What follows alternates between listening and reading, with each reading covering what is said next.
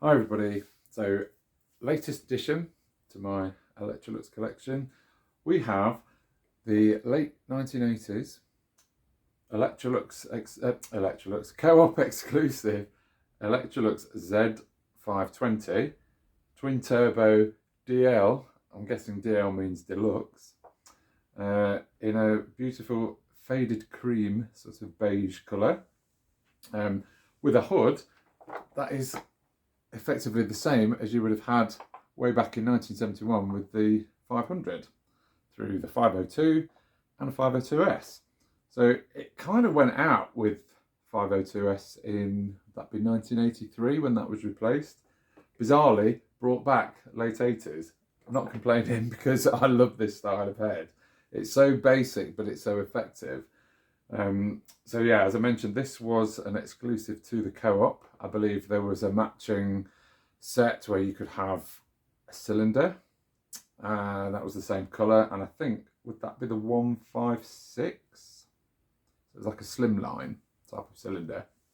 And there was also a 400 series, and the number escapes me. It might be 401, but I could ignore that. Don't pay any notice to 401. I can't quite remember off the top of my head. People have very kindly sent me the catalogue picture from the time that's got the three of them, and this one's at the bottom on that page. So yeah, you could have three vacuums that all the same colour, all different types if you wanted to, from the Co-op. Now, I think this was late 1980s, but on the rating plate for this, which you're not going to be able to see, as we say every time, because they put them in the most awkward place for even you to be able to see. Can you see it's there? Look, how am I meant to get the camera into that? But believe me when I read it, that it says model Z520, serial number 016. So that is the 16th week of 1990. So this head was still going into the 90s. Hey. So it lasted quite a long time, at least 19 years. I don't know if 1990 was the last year of these, but yeah, it's certainly a good run for that kind of design. It's 550 watts, the motor. So it's got some power on it. So it would have been the same as you'd have got with like a 550, I guess. It was an earlier predecessor. There's similar features have carried on all the way through. So obviously I've mentioned the head, same kind of furniture guard, same box here that contains the bag clip, easy release at the back, carry handle, storage hooks the same, exhaust vent is the same. You've got the tool port with a suction control on it to plug your hose in, that's the same kind of pedal. The difference comes, if we get this out of the way, with the handle itself. It's a chunky handle. There's none of this sort of small thing slipping out of your hands, which actually I don't mind, but this is quite nice to hold because it's chunkier. So there's no electronics in this at all. The on switch is here, so it's just on and off. There's no fancy kind of speed control like you'd have had with 561 or the 1010. Is it the 1010? No, the 1020, the grey twin turbo that would have been out about the same time, near enough, 87, 88. It's got a bag check indicator, so we saw that with the Z551 that I had. That was the first of the labelled twin turbos, basically the same machine. It didn't work on that because the pipe had snapped inside the connector, but this one does work, so we'll see that. We have a plastic clip. Gone are the metal clips of 10 years previously, but the same kind of thing inside. The electronics for the switch and for the cable are all in here. The bag check, not quite sure how it works, but there's like a tube that connects to a little disc thing on this side, and when you block the hose off, the light comes on. So how effective it actually was for telling you when the bag was full, who knows. I haven't filled it up yet because I only got this a couple of weeks ago from a very, very nice couple in Essex. Dennis and Linda, they were lovely. And this was in pretty mint, near enough condition. I didn't have to strip it and stick it in the bath and everything. I just had to kind of just give it a wipe over with like some disinfectant in water, dry it off. I've given it a sort of a spray polish, but there's not really any dinks in it. It was in really good condition. It was looked after, very well looked after. So not the dirt that I'm used to when I get these vintage vacuums. I can't remember if the donut came with it or I put that on. Might have been a spare one. But yeah, it's the same setup with the bag, clip, and then at the bottom, hang on, I don't want to decapitate anything. It's the same. There's the top filter and then the fixed filter underneath. So yeah, it's all familiar. It's really good. But yeah, like I say, I didn't have to completely strip it, but I did take the motor out and give that a bit of a service because I'm a dab hand at doing them now, which is really good. And then underneath, I flip the pedal. It all looks very familiar to what we've seen before. It's all brushes. I put some pattern, I think, no, they might be genuine brush strips actually, into this. And the good thing is that this brush roll, because it's this head, these are the same brush strips that fit the 502, 504, 500, 502S. So I've got plenty of those. So there was no issue. So we get to a later design. Well, that's another story. So what did I get with it? Well, I didn't get the instruction book, but I'm not bothered because you don't really need to be a brain surgeon to work out how these operate. But I did get a toolkit. I think the toolkit is actually later than this machine, or if it was the one that came out at the time, it didn't look so in the pictures. So we've got a hose, black ends, fine, but it's not very long. It's like a little neck scarf type thing. I can actually stretch my hands out. I don't know if I can get it in the camera, but I can put my hands over the ends and stretch that out, and my hands are about as far as they can go apart, and I'm stretching this to its limit kind of thing. So yeah, it's not really going to get very far. And if you think, when it's plugged in, if we do this here, it's plugged in at the bottom of the machine. So if you're reaching up, then you haven't really got very far to go. So yeah, you would need a couple of extension tubes at least. With the kit, I only got one, but it is the matching one, so it's fine. Got that. I also had Electrolux crevice tool, the stumpy tools at this point. Gone are the days of the nice long-reaching crevice tool to get into every single crevice, not just what you can see with the eye. And this didn't come with it, but I think it probably would have done at the time. The black what's the way? I always call it flying fanny when it's in that mode. Two-way small nozzle, I think the booklets say. Butterfly tool, two-way nozzle, effectively. So obviously that way for your dusting when it goes on the end, and then not with a crevice tool on, but that goes in like that. And then that's your small nozzle for doing your stairs and your safer, etc. Now, what actually came with it, and I haven't used one of these before, and I tell you what, I am never using one ever again. The most horrendous small nozzle I've ever had the misfortune to use. It is dreadful. It feels nasty. There's not a lot to it. It's got this horrible brush clip thing on the end, and if you unclip it, I mean, you can just see that. How's that going to swoosh around carved furniture or, you know, your books and things like that? It's absolutely useless. And then you get this, which it's got no style to it, which, okay, style isn't everything, but it's not practical either. It's way too thin, and when you push into it, it folds over. It doesn't really do anything when you try and run it on the stairs. It reminds me a bit of the one that I've got with my Sebo X4, although at least that has it got some kind of like lint picker or something on it? I can't remember. I don't get on very well with that either. I've got the little turbo tool that whistles when you plug that in. But yeah, this, absolutely shocking. You can tell that like the money's running out, the budget is like rock bottom, and they're like, yeah, just stick any old shit out with these exclusives. I think these ran all the way through to the end of like the twin turbo range, but yeah, bin. I'm not using that again. So we've got the fanny, so we'll use that. So what I'll do, I'll get it plugged in. I'll show you the light with the tools in, and then I'll just give it a quick swoosh. Now, I mentioned that I have serviced the motor. It all came apart fine. It was all pretty clean in there. I've left the suppressor on because the suppressor looks okay. Basically, if I don't have to do any fiddling about, then I won't. If it goes, it goes. It gets to the point, I'll take it out, or I'll see if I can replace it.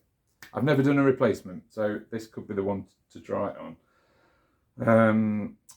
But yeah, when I used it first, and you'll hear it on the video, as it rolls along, it sounds like it's like panting, like it's pushing air out.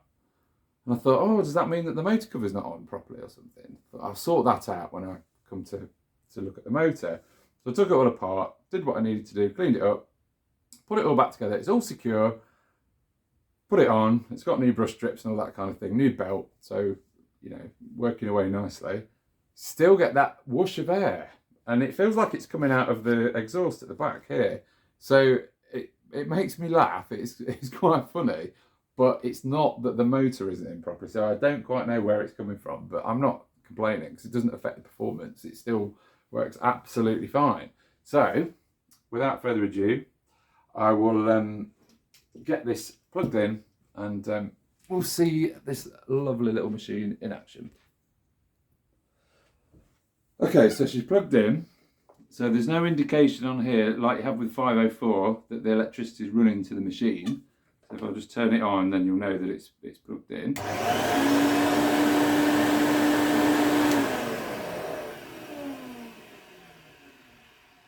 Yeah, nice smooth wind down, all that kind of thing.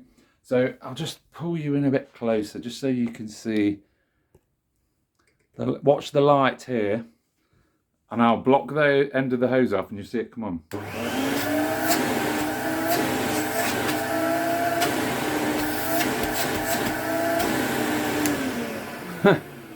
So if you've got the crevice tool on and you're up against something that's blocking the end of that off, your bag light's going to come on. So what do? Change the bag? No, it's just the design of it, the nature of it, that it just makes the light come on. So I don't know.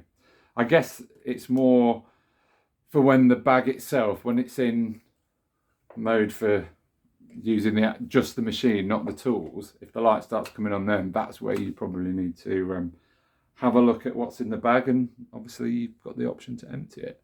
But yeah, I'll move the camera again, and then we'll just give it a whirl without the tools.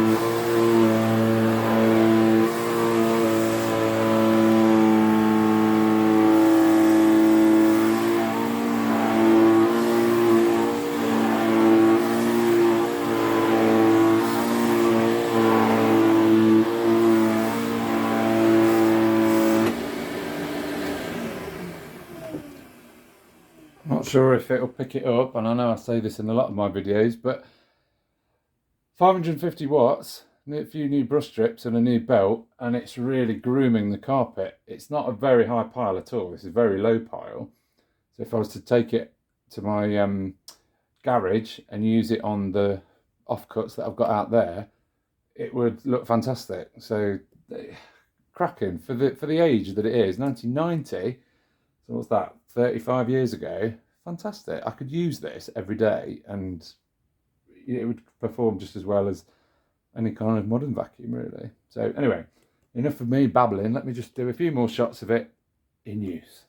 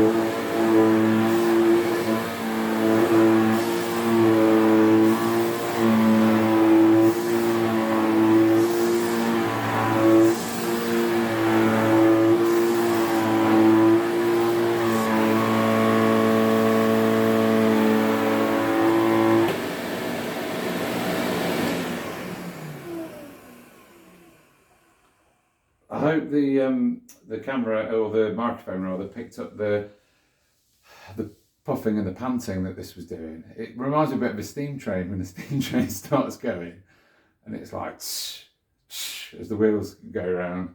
It's fantastic. I mentioned one thing I forgot to say when I was mentioning about the fact it's faded.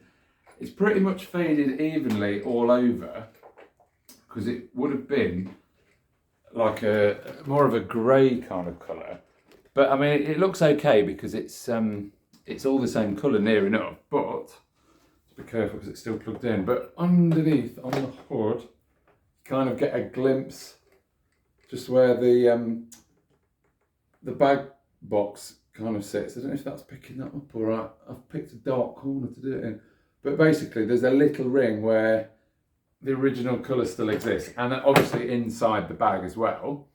But yeah, for 550 watts, and I didn't pay that much for this really. I mean, I did have to do I think it was a 4.5 hour round trip to pick it up, but it was worth it because it's in mint condition really. No, I can't feel any nicks or scratches on this hood at all, or on the bag box anywhere. Once it was all wiped over, any kind of surface muck, which was not very much, it's all come out brilliantly. So yeah, I'm really chuffed with this. I will make sure it gets plenty of use. You got loads of life left in the carbon brushes, probably enough for another 50 years. So it's it was well worth saving. Yeah, and it just continues my love with this kind of 500 series, because I just do not think they can be beaten. I don't know if I happen to pan the camera around to in here, but there's a couple more that have come in video wise, and there's one hiding at the back. Can you see it? I'm not sure. 600 series. Now that's a story in itself, completely different, but we'll cover that in a different video another day. Oops, I've still got some work to do on that, so that's why it's not been filmed. But yeah, for now, This is a beauty. Well done Co-op for putting this out or signing up to the deal. I don't know how much they would have, what money would have exchanged hands between Electrolux and the Co-op for selling these, but well worth it, I would say. So yeah, I hope you enjoyed, and I'll be back with some more upright late 80s models.